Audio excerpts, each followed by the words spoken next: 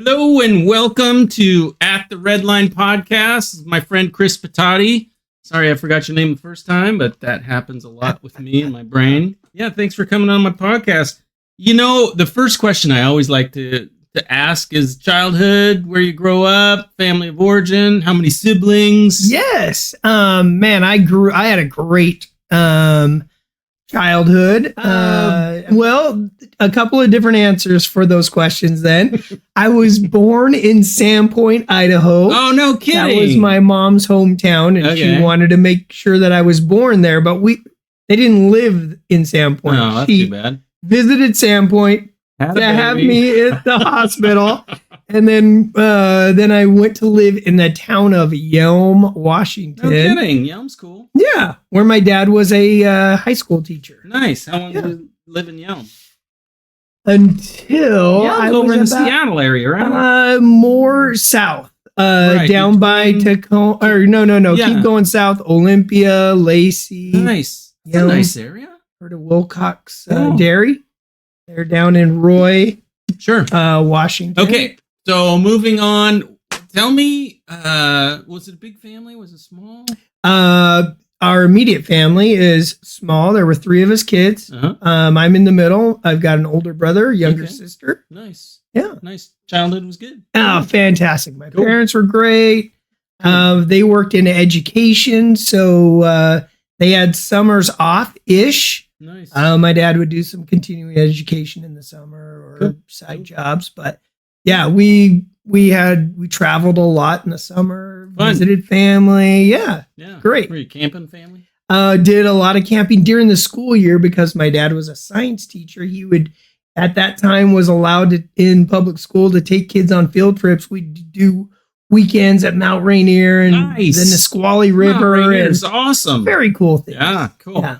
Okay, so most of the people that come on who are practicing Christians, I always like to give them a chance to tell the story of how they came to faith. It's it's so unique. Everybody's got a little different story. I'm curious how the journey began for you. Right. Well, for me, our family was always a church-going family. Mm-hmm. In the town of Yelm, my parents went whenever the church doors were open. It seemed. I was pretty young, but we hung out and I went to a church that my mom grew up in that denomination. And can you say the name of it? I probably won't say the name of the denomination. It was very popular at that time. Okay. In fact, it had been very popular in the United States for hundreds of years. Okay. Or I guess, yeah. It doesn't matter. Right.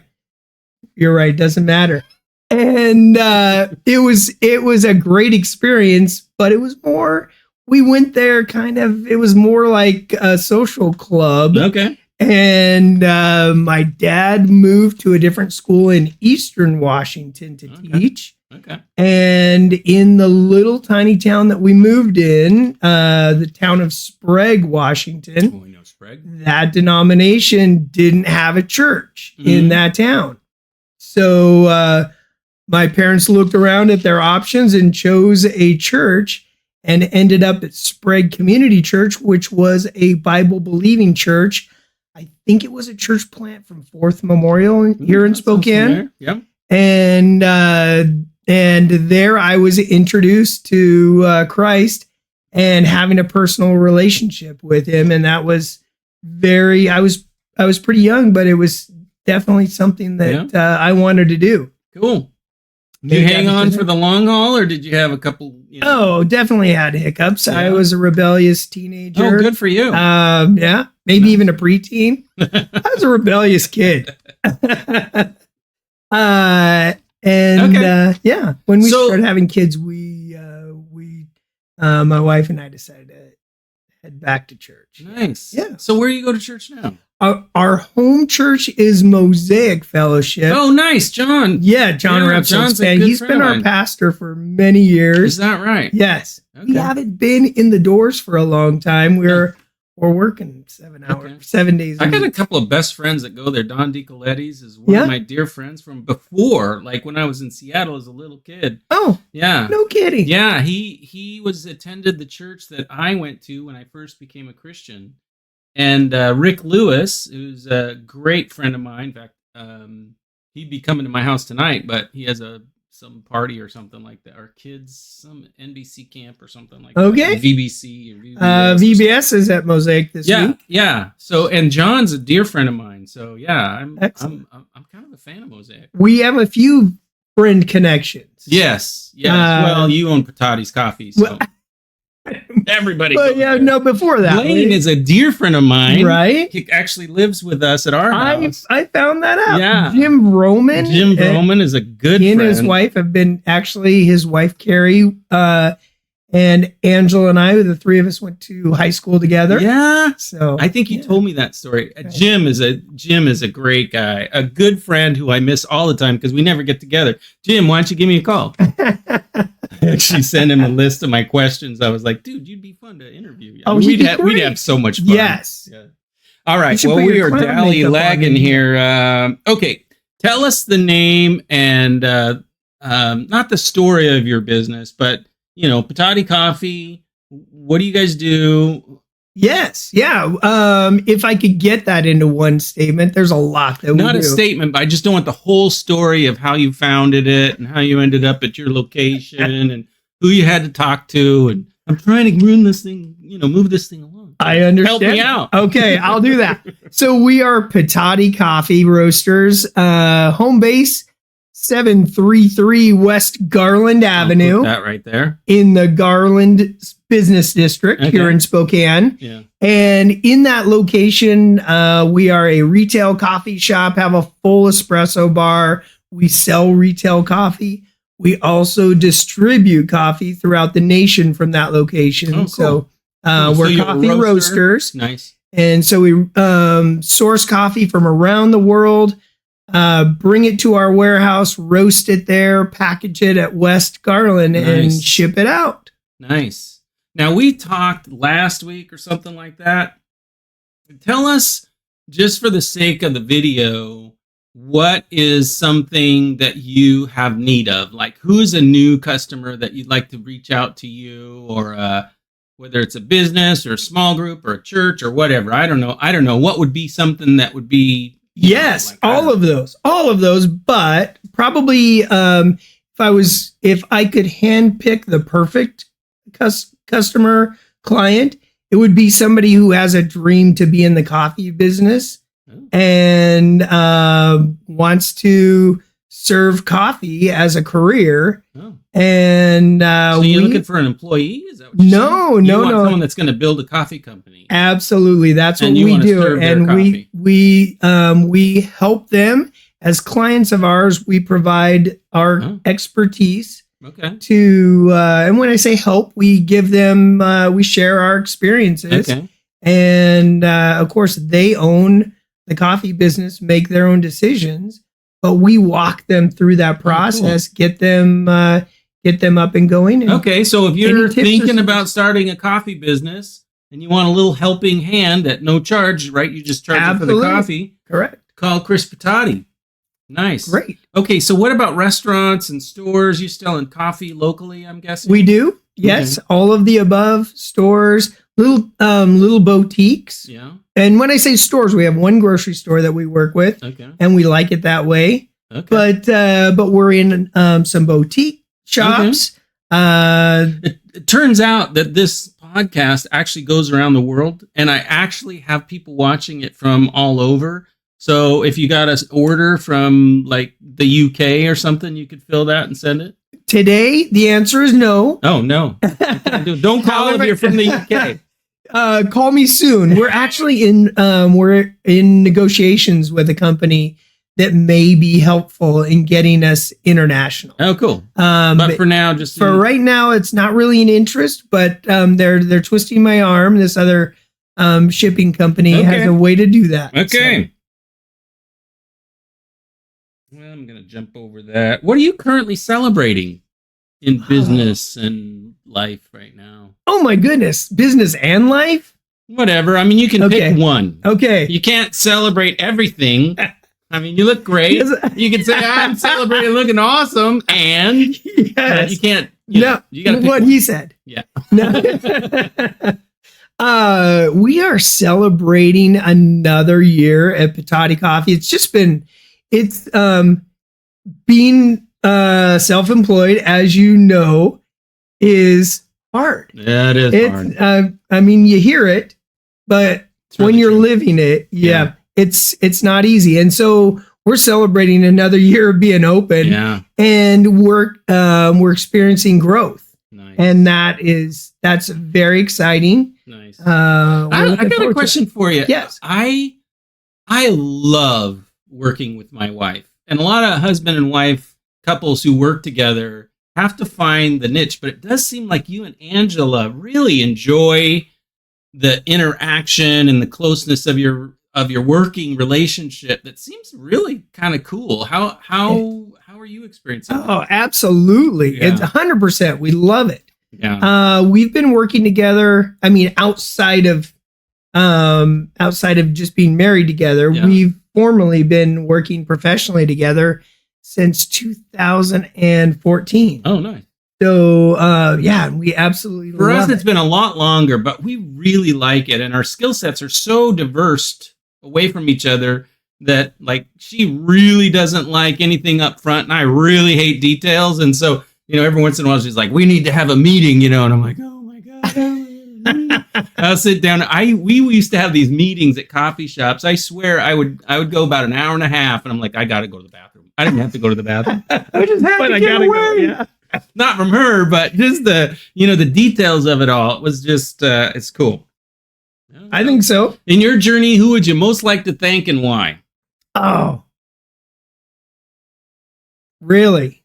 Okay. Well, so many options. So my creator, I wouldn't be here without that. He's gonna thank his son. I like that. His son, who saved me and loves on me and listens to all of my prayers and goes before the Father for me. Absolutely. God is so good. But but I feel like that answer's kind of a cop. It is a tiny bit of a cop. Okay. I wasn't gonna break you for it because it's kind of a good answer. I want to beat you to it because I could thank my parents, which I'm very thankful for, and your wife, my bosses that I've had good examples. Speed it along, Chris. Yeah, coworkers, employees of mine. I want to thank all the above. Thank you, yes, Mom. I'm going to leave somebody out, but absolutely, Angela, my wife. Oh, good. Yeah, every day a cheerleader for me, comes alongside of me as a fantastic partner, like you said about Linda, picks up where I drop things. She's so cool. She's my yin to my yang and all that stuff. So. I've experienced Linda this week in a way that's so cool because when you get beat, when you get a real gut punch, and then you feel your wife just come alongside and say, "Dude, you're awesome. They're wrong about you." Yeah. I just love that. It's so Don't cool. listen to the lies. Yeah, right. Yeah, so cool. Started this company in 2020 during the pandemic. And no kidding. I didn't know that. It's taken a while. Yeah. And the traction just wasn't there previously that we expected. And so it's coming. Every time someone says pandemic on my podcast, I just want to say a naughty word. Because it just pisses me off so bad. I'm like, oh, I know. Oh, it's so terrible. Things were going so well in 2019 and the early part of 2020. I won't say what I'm thinking. Yeah. But then you get that sucker punch out of nowhere and everything got weird. Yeah. The world got weird, but us as individuals got weird and relationships got weird. And so now here we are starting a company from scratch. Move on.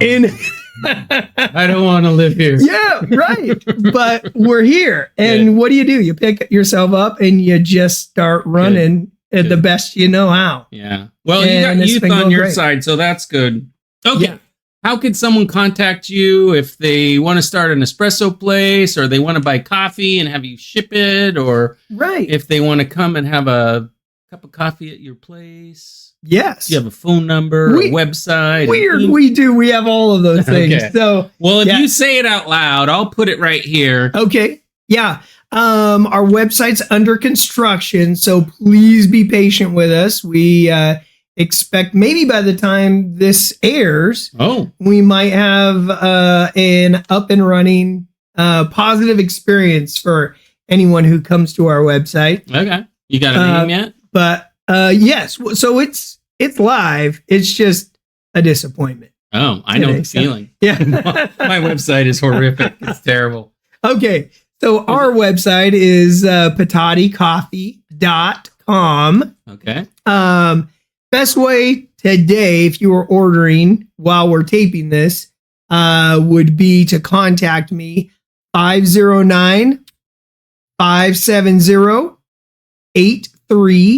509-570-8397 or email me at chris@pitotticoffee.com. That's easy. CHRIS@PITOTTI.com. You didn't need to do that. Okay.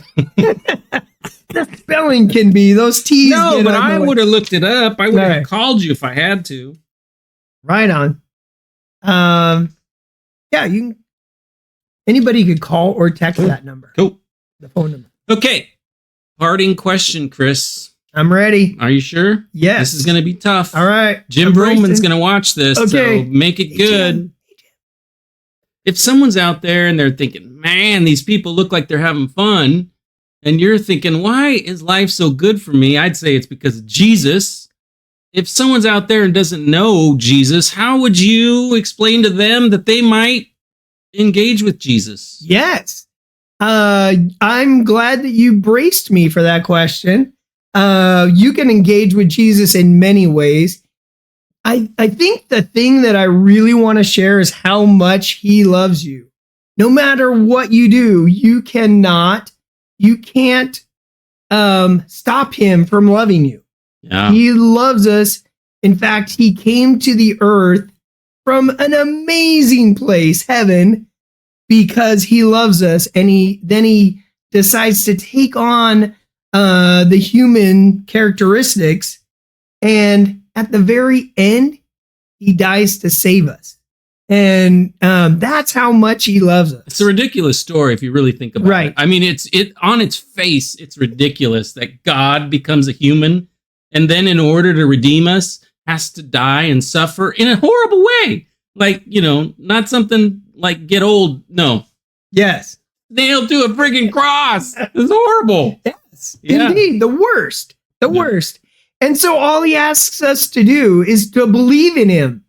And we can be saved and we can live eternity with him in heaven where he resides currently. Nice. On the right hand of the Father. Life on this side is pretty amazing. I gotta say, life with Jesus. I was talking to Danny Green, came on the podcast. Oh, yeah, love Danny. He's amazing. A great guy. But no, when he was talking about being a Christian, you could just tell that the life with Jesus is so good. And truthfully, I mean, I have struggles, I have issues and life craziness, right? We all do. You're human. I know we're human, right? But with Christ, it really is. It's easier. There's more peace. There's more joy. There's more, innate wisdom, it's going to be okay.